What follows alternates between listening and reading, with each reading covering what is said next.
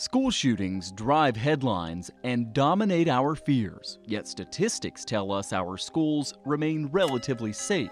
A few years ago, the National Center for Education Statistics concluded almost 99% of all homicide victims between the ages of 5 and 18 died not inside a school, but outside of one. In 2016, car crashes killed 668 times more children than school shootings. Not that any act of violence inside a school is insignificant, it's just that context remains critical. In 1940, a junior high principal in South Pasadena, California shot and killed 5. The first mass school shooting to garner national headlines, the first of what would become many.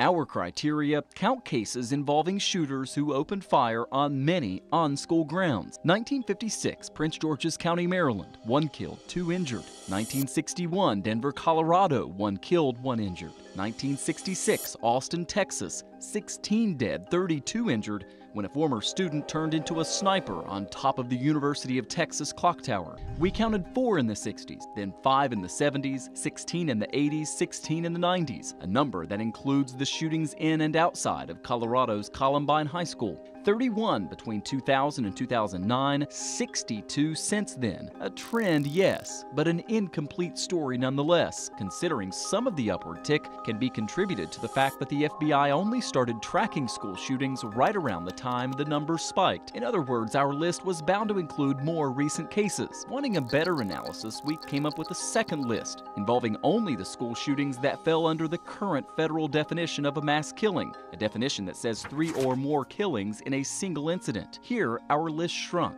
to 32 cases. In the 72 years before Columbine, we counted 15, with a notable increase in frequency starting in the 90s. Since Columbine, 16, or 1 every 1.2 years.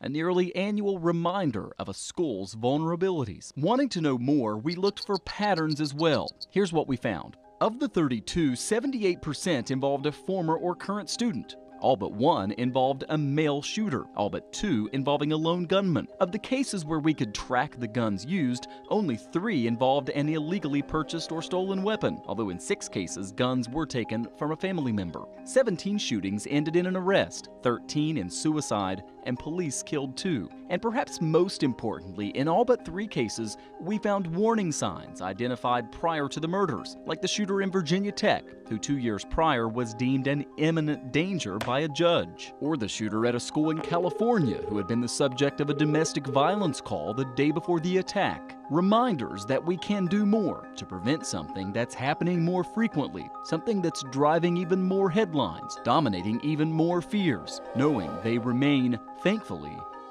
rare.